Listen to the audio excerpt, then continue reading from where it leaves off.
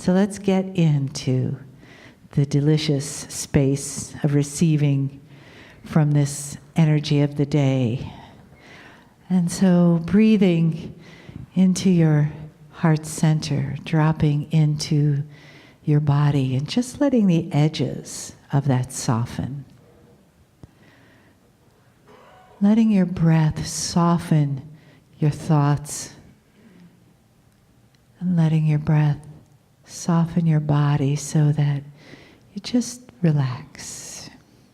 Shoulders relax, your belly relaxes, your heart opens. Even your feet inside your shoes soften as you connect with Gaia underneath you.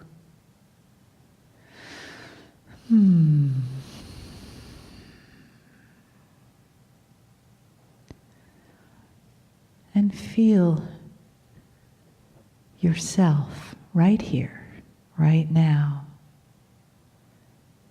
being, simply being. And let your intention follow your attention, which is this now moment.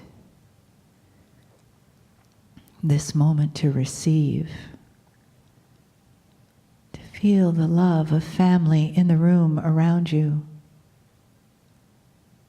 The arms of spirit. The arms of the entourage. Your angels, you as angels, with no separation between you, the human, and you, the spirit. So as the address comes to us from Kryon, it comes into your heart and into your being. In that place of oneness, in that place of I am one with the divine. I am divine. Greetings, dear ones. I'm Kryon of Magnetic Service.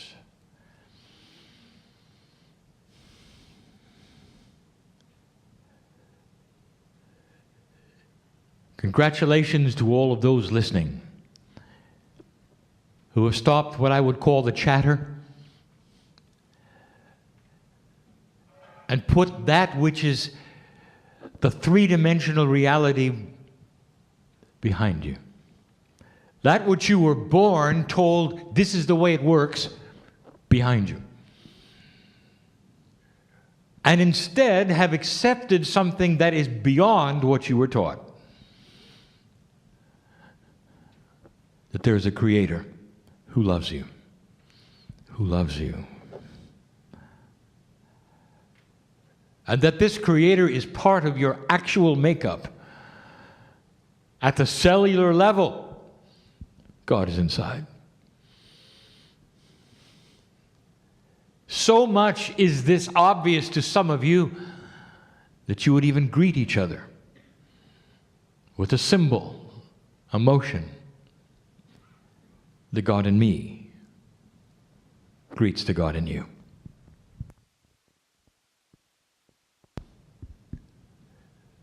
The channel is about love. How many channels have I given about love? And why is it today I give the channel about love? Because today is Valentine's Day. Well, wait a minute, Kryon. No, it's not. This is a test of your linearity, dear ones. Here we sit in this great town, in this great area of Canada, and I have news for you. It's always tomorrow somewhere in the earth. It's Valentine's Day. Tomorrow. And there are those right now celebrating it. So why not you, oh multidimensional creature that you are? Let's celebrate it together. The Valentine is a big one, all-encompassing. as big as the universe, and bigger. If God is the creator of multiverses, which are many universes, the vastness of yours is a small part of the whole. Beyond comprehension to all humanity is how big it is. For your own visualization, it's a heart, the symbol of love for humanity. This is a Valentine message from the Creator to you. We've spoken of love before. There are languages on this planet which have multiple names for love. And the names would represent the kinds of love that there are. The love of God is always one of them. The love of a mother for a child for the parents. The love of you for an animal, for instance. The love of human to human. It varies so greatly, and yet somehow it's the same, is it not? There are attributes of all of these types of love that are the same. Years ago, I talked about the 4 attributes of love. I will list them yet again for those who have not heard them. And this is the kind of love that we speak of. That involves humans to humans, God to human, human to God. It's the kind of love that I speak of now that comes to you from the great central source, the creation source. We have said in the past a profound physics attribute that the space between the electron and the nucleus is pure love. And this was a metaphor that says that the greatest energy on the planet is quantum, called love, and it is everywhere. Everywhere. You don't have to look for it, you see.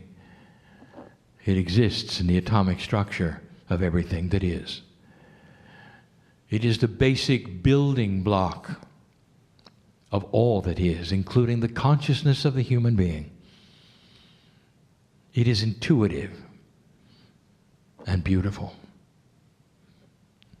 We told you before that the 4 attributes of love go like this. Love is quiet.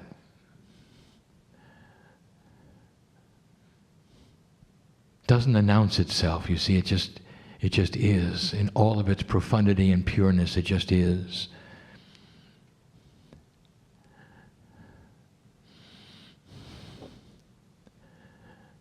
Is this beautiful? To know that you don't have to activate it? If you can stop the chatter, you can feel it, you can hear it. Is it possible that the Creator loves you?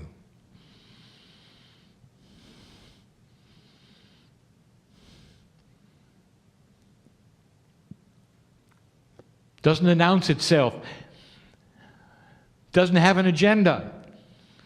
Doesn't call for you to do something to activate it. It just is. Love has the attribute, to use all of the attributes together, it's a circle. It is. The attributes of love are profound. They're simple. Love is pure. Doesn't puff itself up. It is so big, it is so filled with everything that is, and yet it doesn't yell it from the housetops, from the mountaintops. It doesn't say, "Here I am, worship me."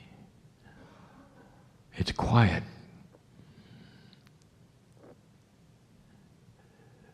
Four attributes of love are easy to talk about. Harder to put into practice. And we could leave it at that. But we're not going to. there are some what I will call love assumptions that I would like to talk about. And they have to do with humanity. If Valentine's Day is one that talks about the love of one for another, this is the love of God for you. And there are some attributes we'd like to speak to you about, dear ones. And I will tell you, in this energy, you need to listen. Because if you're going to feel this from the Creator, you got to drop some assumptions. Assumptions come from experience, from teaching, from life. They come from what you're taught is the way of things. And in an older energy, quite often the teaching is old. And so we wish to update it all for you.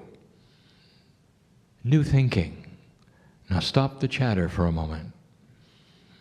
The first assumption and attribute of love that we wish to talk to you about may shock and surprise you, and it's called fear.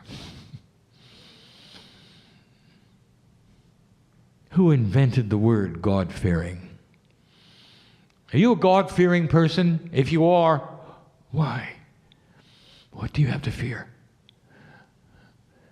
And you will say, well, this is what we were taught. God is everything and we're nothing. And so, where's the fear come from? Perhaps you are mixing it up with what the Greeks said were God. They made their gods dysfunctional so you could fear them. Or some of the other societies who built that which they considered their gods to be strong, judgmental, squash a human if you didn't do the right thing. And yet somehow that carries over right to you in this modern time, and you say, well, I'm a God-fearing person, and you're so proud of it. And I'm going to say to you, why? Don't you understand? If you use the word fear at the same time you use the word love and God, you really don't understand who you are and who God is. You just don't. You're just saying the words. The Creator of this universe knows your name. There's a piece of this creation in you. It resides in you firmly, and always has, and always will. That which you call the test of earth is about the test of energy with free choice of humanity. This is not the reality that you expect. When you're on my side of the veil, that's reality. You keep coming and going and coming and going and coming and going to process something grand and great on this planet, old soul, and you're doing it now. There's been no greater time than this, where this test comes to fruition and you start to see the light win over the dark. And the love of God is your fuel. It is your fuel, and if you fear it, your tank is empty. As goes love, goes earth, goes the galaxy, goes the universe. There are many universes. There's things that you should know. The very vibration of the quantum energy, of the cosmic tone that you can hear that actually speaks of the creation, or what you call erroneously the Big Bang, is love. It's love. Cosmologists can hear it. They don't know what it is. It's a background noise. It's love. It's the Creator having created this universe to get to this galaxy, to get to this planet. And your souls are here operating a test of love. Can you see it or not? And if you do, you will raise the vibration of this planet, this solar system, this galaxy, and this universe, along with others who are doing the same thing. It will change the fabric of love for the future. Universes to come. Time is not something that bothers us at all. The creative source is love. It always has been. It always will be. Why do you fear it? It's time to rewrite it. And if you're using the word to fear, when you use the word God, perhaps this will be the last time you do.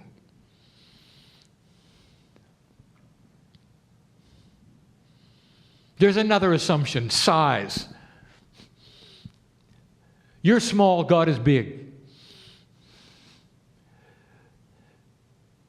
And when you sit and look at the cosmos, even with your own naked eye, it's overwhelming, overwhelming. If you were to be so fortunate as to study the cosmos and call yourself an astronomer, it is so vast and so amazing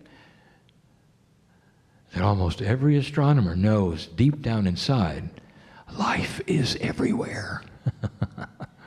Ask an astronomer the odds that it wouldn't be, and stand back for an answer you didn't expect. Astronomers know that the odds of life have to be that it's everywhere. You look at the non-visible universe, that which you cannot see with your eyes, that which you can only sense with instruments, and it's vaster than you ever thought. As big as your galaxy is, to think of billions of others boggles that which you would call your sensory perception of reality.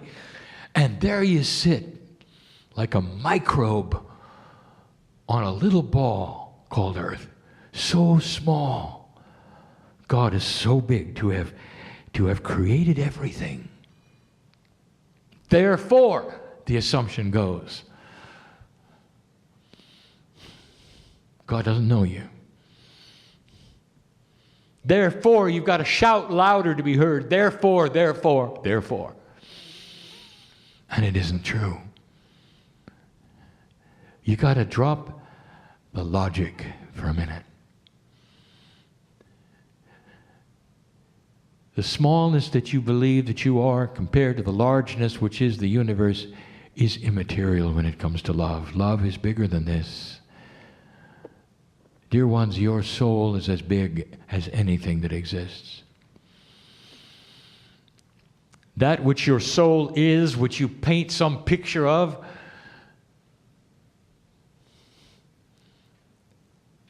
is the fabric of creation. There's a finite number of souls. And some of them are here. And some of them are somewhere else. Known by God you are. Doesn't matter how small you think you are. That's a bias. Don't assume that you're tiny little cog in the machine when you're known by God, the creator of the universe, the lover of all humanity. You echo that which is creation. On this Valentine's Day, you're part of the greatest heart that has ever beat, which is the Creator's.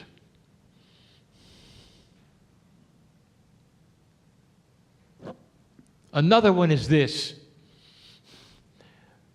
Do any of you understand that the minute you bow down and worship God, you're worshiping yourself? How does it feel? Is it natural? And the answer is no. You would never do that. I want you to look at this differently. The creative source does not want to be worshipped. Did you hear me? We want to be loved back. It's different. It's different than groveling, or seeing yourself as nothing, or climbing stairs, or whipping yourself so that blood appears, so somehow we'll pay attention to you. Do you understand? all we want is to be loved back. Do you know what happens when you love us back? A connection happens. That is the oil that lubricates your enlightenment. Were you aware of that? The oil that lubricates your enlightenment is the love connection to the other side of the veil. Don't worship us. Love us. It's a big, big difference. You have so many on this planet giving you the advice on what God wants, not understanding or knowing what God wants. It's all biased in what humans think God wants. And it isn't the truth. We don't care which way you face. We don't care if you bow or stand. Love is everywhere. We love you to your last breath and then beyond. And when that's over, and 3 days later when your soul appears and the celebration begins, all you see is love. All you hear is the music of the strings of love. And then you're home, and that's reality. This is not. This is being human. To you, it's everything at the moment. And it is because you have before you a test of energy that you've never had before, that is such a grand scale you cannot even believe it. What you do here on this planet next, old soul, is going to affect universes someday to follow. And the irony is, you sit there thinking you're trapped in time, you're going to be part of the universes to follow because you're timeless. Timeless. As pieces of God that you are, you'll always be, and you always will, and you always have been. Hard for you to imagine such a thing. Pieces and parts of your soul are other places right now. They're parts of you. You didn't really understand that. We've told you that before, dear ones. Love is so grand. The last thing we want to tell you. Dear ones, unless you can fall in love with that part of you which is God, listen to me. Unless you can really fall in love with that piece of you which is God, despite all the faults you think you have, until you fall in love with the God part, nothing else is going to happen. It's getting profound. The energy on this planet is starting to become more sacred all the time. You want to know why the dark armies are here? Because they are losing. And the light is starting to show itself. And they know it. Crawling out from under the rocks. Trying to find anybody else who is dark as they are, in order to join them and defeat something that's undefeatable called the light of love on planet Earth. Love is the catalyst for everything else in your life. If you're going to sit in the dark, you're not going to let love in. If you're going to sit in fear, you're not going to let love in. At that moment that you surrender everything you've learned about what you think is going to work, and let the walls come down, the love of God comes in, and it is the catalyst for everything. It is the catalyst for healing, life's purpose, joy, celebration, peace, a good night's sleep. You hear me? That's what's going on this planet. The prophecy of the eagle and the condor is the prophecy of the ancients. Loosely translated, it's when the earth starts to become aware of divinity inside. When the mother energy, which represents creation, starts to appear in all parts of the planet, and the mother energy, metaphorically, is known as love. The love of a mother for its child is renowned. Some of the greatest love that any human could have for another human being. And it dwarfs in comparison with the love of God for you. But you got to start somewhere, dear ones. Start with love. Relax and be loved. Start to love back. And understand that something's going on when you do. It's not just nice to be loved. It's not just nice to love back. There's physics involved. A connection happens. Your cellular structure knows it. Your DNA starts to become more efficient, improve, heal. Do you hear me? Heal. All because you stretched out your hand and said, I give up. Let's just love each other. Is there any greater message on Valentine's Day? The heart that beats for you, that is the universe, knows your name. Now when you stand from this place, stand taller than you did when you came in.